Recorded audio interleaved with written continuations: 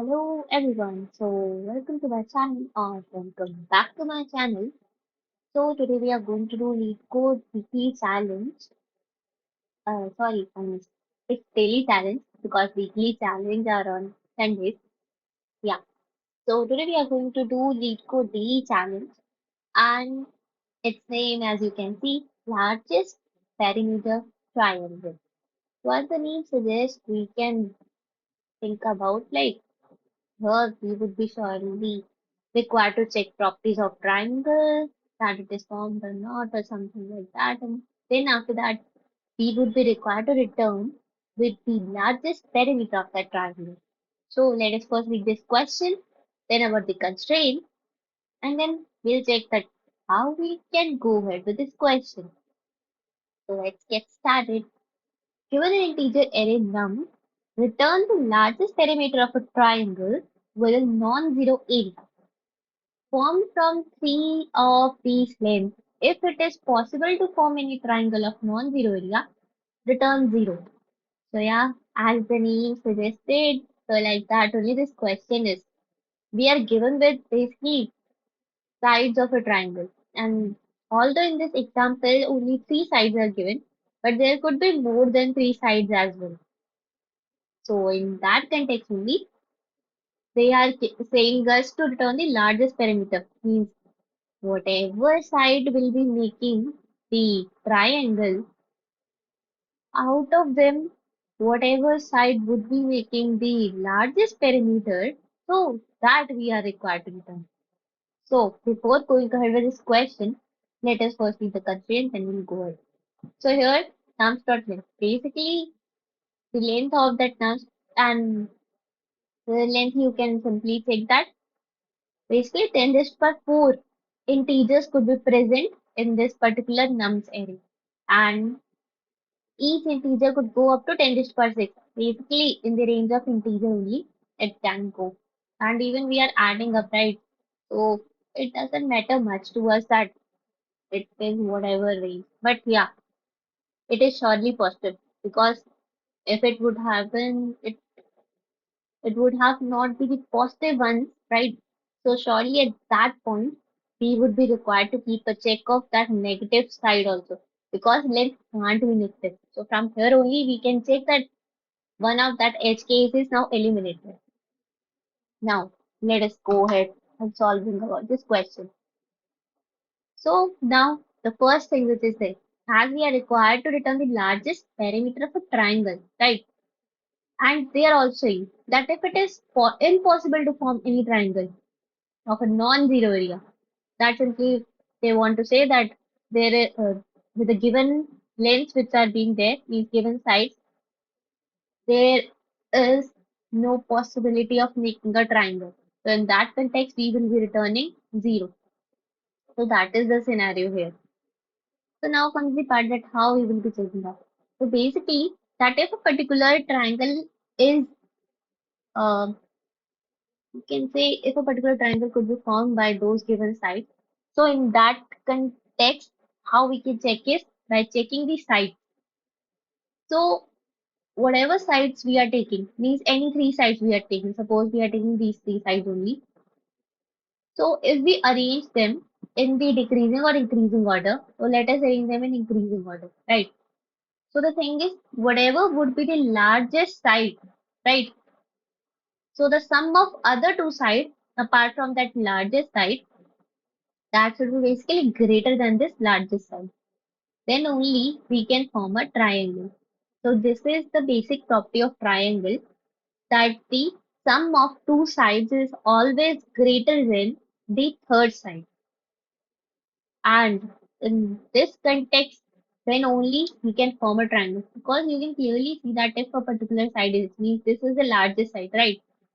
So if one side is this one less than this, and if other one is more less than this, then surely triangle can't be formed. Or if it is something like it is a triangle where the side length becomes equal, right? So this thing can't be formed, then it would be completely overlapping only, right?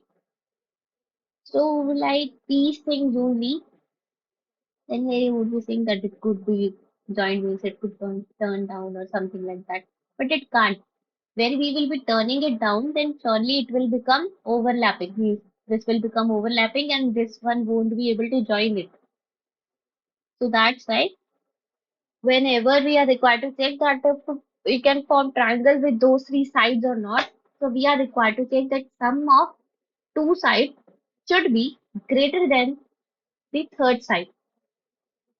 So the best thing to check in this criteria is that we simply check that which is the largest side which we are having, and then check for the other second largest, means basically smaller than the largest, and then third largest means smaller than other two largest, and after that adding them up and then checking does their sum is basically greater than this one, then only triangle is possible, right? And then we'll be we will be calculating its perimeter, and we all know perimeter is basically sum of the sides only, right? So you can say that this question was basically based on mathematics only. Here we were required to check for the property of triangle and then directly the property of perimeter. So it was completely a mathematical based question. There was nothing related to uh, if any coding algorithm or something like that. It was directly based on math. So let us code this question. Hmm, or I can directly show you as well. Or let me code only. Let us see how much speed I have to code the question. Because this is basically a small question only. So that's why. As it is C++, so we are required with the that let me see as uh semicolon. Yeah. So and this is colon. So now the function name. Yeah, that will be required in action. So for that context, we would be required to go ahead with this. No. Okay. So now here it is. Now comes the part of coding our question. So as I told you, here we would be required to sort it. Actually, I was trying to do this question in order of n. Means by making the logic in that manner, the way we had done yesterday's question. But I was not able to do so. Means there is a lot of things to sort in that. So that's why I just left that approach for time being. And now considering this approach. So basically now it is sorted in ascending order, right?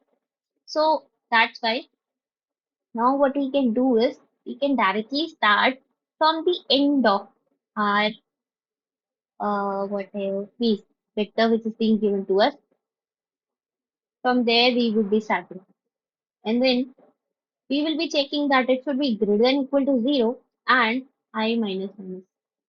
Although there one more edge case is reduced that they are already saying that it will start from 3 and could be equal to 3. So that's why we don't need to keep a check here that if it is if length is basically less than 3 then we are required to return 0. So that also is the thing. So now here we can directly start. So the thing would be that we will be checking that if our I, not I, if our nums of I means the last one, right? And that would be the greatest one because it is in the decreasing order, increasing order, right? So if the greatest one is basically less than the sum of nums of I plus 1 and nums of I plus 2, um, I plus 2, then we will be directly returning the answer which is basically nums of, sorry, nums of I plus nums of I plus 1 plus nums of I plus 2. So this is the thing which we will be doing. And at the end, if that if condition was not there and we exited from this particular for loop, right? So that's why we will be returning 0. So this is the thing which we will be doing at the end. So now let us just comment this particular, else it will be giving us errors. And now it is done. So now we can run this. Let us see that have us. coded this easy question easily or not. Okay, if it has passed, let us submit it. Mhm. Oh, wrong answer. Let us see. I have done some good mistakes. But even in the easy question, I did mistakes. That's not good. Okay, expected was 0, but it returned this, but no. Let us see that where I have done mistake. So we are sorting that was required. We are starting from the last most, and we know that size is 3. That's why we can go with the same, right? And here it is size of I, that is the greatest one, means this one. 1 minute. I, and this is minus 3, right? So this is the smallest one, not the greatest one. So, okay, perfect. So here we will be basically adding, and this number of I plus 2, that will be greatest one. How that base case can easily. Hmm, if this is the case, hmm, I plus 2 is basically greater, means smaller, and this is greater. Then we will be going ahead with the answer.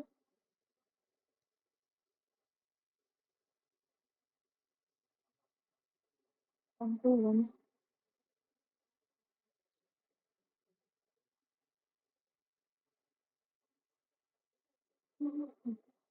Maybe part of this nice to go ahead directly. Okay, and look at some. You can see I had wrong solution. These were because I was trying to make it an order of n solution. Here it's the same. I was trying to make it order of n solution. So I was trying hard on the same. But I was not able to. Choose to do it if possible.